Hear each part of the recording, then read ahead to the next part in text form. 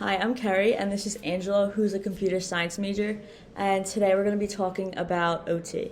So, Angela, what's your view on the value of OT? The value of OT, it helps people reach their full potential through the different techniques they use, and I find that pretty incredible because it's always a way for people to get help when they need it.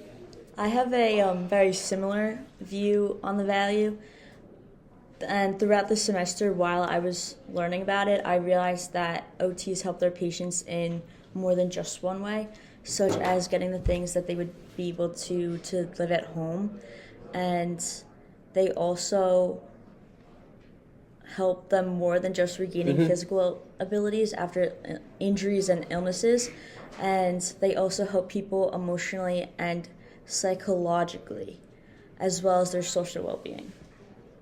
And some things that I learned that surprised me, that might also surprise you, was that the amount of people who created OT or had helped make OT what it is today was like a large number of people, but some of them were like Eleanor Clark Slagle and like Herbert Hall and William Rush Dunton, and they had like a big impact on like what it is today.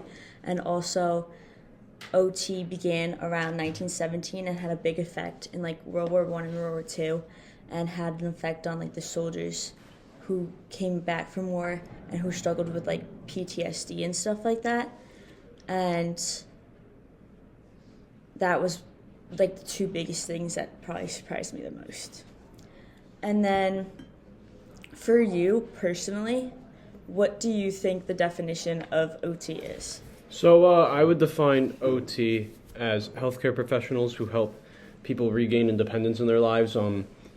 It's it's really an interesting thing because the difference is with PT is physical therapy that actually helps people like gain their abilities to move and walk again and all that jazz, while OT is part of that, but also more so about really doing daily activities, helping people get back on track with their lives. Yeah.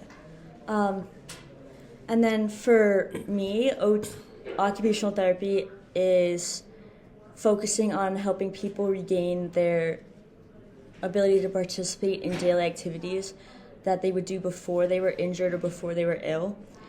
And they help their patients engage in activities that they wanted to or needed to do, especially when they face challenges due to physical or mental conditions that would technically stop them from doing whatever they wanted to do.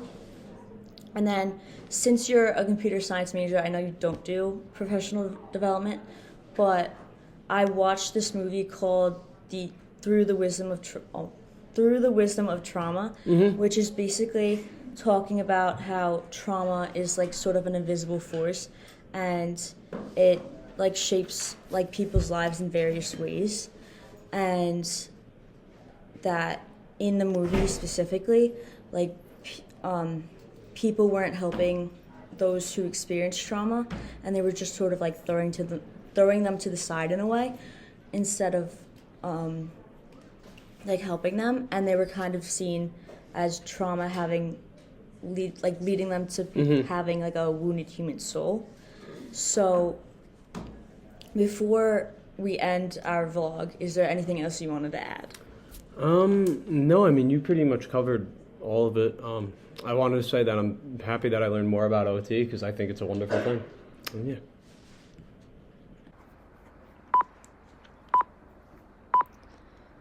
I would also like to add that the Wisdom of Trauma movie helped me realize as an OT student that patients could benefit more from individual healing than they could from other forms of healing.